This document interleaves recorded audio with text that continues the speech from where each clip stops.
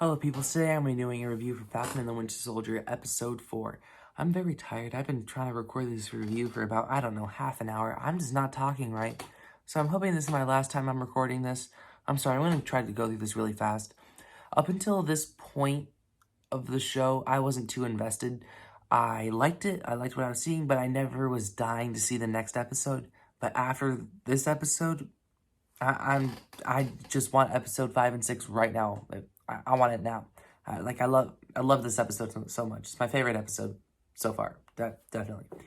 Um, and I do have one little nitpick, but I have a feeling that the show's gonna probably fix it. So I don't even know if I need to say it, but I'll just say it anyways. The show right now is trying to basically tell us that Carly could possibly be a good person. And I get it, and I see where the show's coming from with some of the other stuff that we see her do in the show. But I feel like they're telling us more than showing us. And I'd rather be shown rather than told right now. But I feel like the next episode or so will kind of show us maybe the good side of her, especially I hope that we get something a little bit more within the next episode. And that's my only complaint about this episode, and it's something that could just totally disintegrate.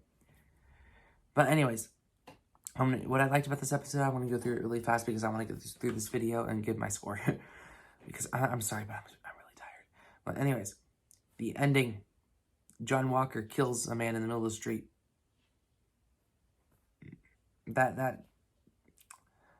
Wow, in that final shot with, he's holding Cap's shield with blood on it. It just shows that he's just not Captain America. And it's just, I could smell it from a mile away that something like that was going to happen.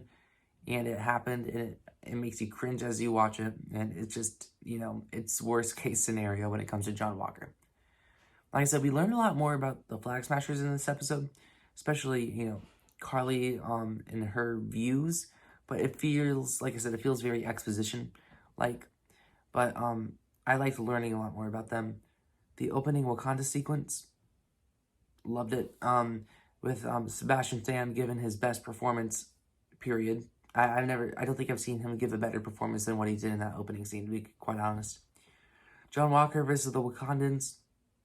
Not something I thought I wanted to see, but I loved it, and I would want to see 5 hours of him being brutally tortured. But anyways, the musical score here is very reminiscent of Captain America: The Winter Soldier, which is one of my favorite scores in the whole MCU. So seeing it apply here, I love it. I love it, and it's music to my ears. Well, it is literally music, but it really works well with the show, I think.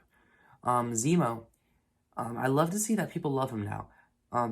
I loved him from day one. From Captain America's Civil War, I thought this is a fantastic Marvel villain. And people called him a bland Marvel villain just because, he was kind of defeated. But now he's back. People love him. He's one of my favorite characters. Well, favorite Marvel villains. And I like to see that people like him now. But anyways, the action sequences in this episode, we had about 2, 3, maybe 4, and they were all fantastic. It's very focused on the choreography, which I like. Not so much set piece like some of the other Marvel movies. They focused on the set piece over the actual action that's going on. But you could tell from the budget, it's a TV show, a 6-hour TV show. They had to either okay, so we have fantastic choreography or fantastic set pieces. And for this type of show of what it is, I'm glad that they went with the choreography way. Another thing I love is this show has tons of little details that only that are so subtle only big Marvel fans will notice them. Falcon and the Winter Soldier. Falcon. Oh my god, I'm just not talking right tonight. Falcon, he's giving advice towards Carly, and he's like, yeah, I used to do that once. I'm like, yeah, that's from Captain America: The Winter Soldier. Just little details. You're like, oh yeah. And another thing I loved is I cannot talk right tonight. Winter Soldier, when he gets his arm taken off by the Wakandan girl, and he puts it back on, and he does this thing. I'm like, he did that in Winter Soldier, where, you know, I think Steve messed up his arm pretty bad with his shield, and he goes like this, and I was like, geez, like, little details like that, I just love it. But yeah, this show just feels like organized chaos. It it benefits, this organized chaos benefits of being a TV show, and I'm glad this doesn't feel like a Marvel movie put into a TV show. It feels like a Marvel story that needs to be a TV show because there's a lot of stuff going on, but it's organized very well, and that's what I really like about the show so far. Um, and you know, this episode just has me so excited to see what they have in store. But yeah, that's my review for Falcon and the Winter Soldier episode 4, and I'm gonna give it a 9.6 out of 10 as of now. Remember, my scores for these episodes do change as we see more footage and see as, you know, things play out. So, you know, like basically all my, up until now, like, you know, all my scores has changed for the episodes as we get more retrospective and see what we have in store for the show as we get more.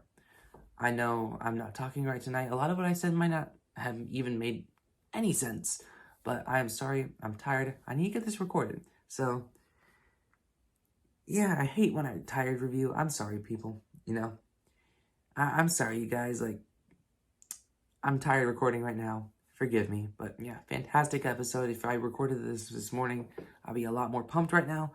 But fantastic episode. I'll leave it at that. See you guys next week for episode 5, and I'll probably have a video out between here and then. So, yeah. Anyways, like, share, subscribe, and stuff like that, and adios.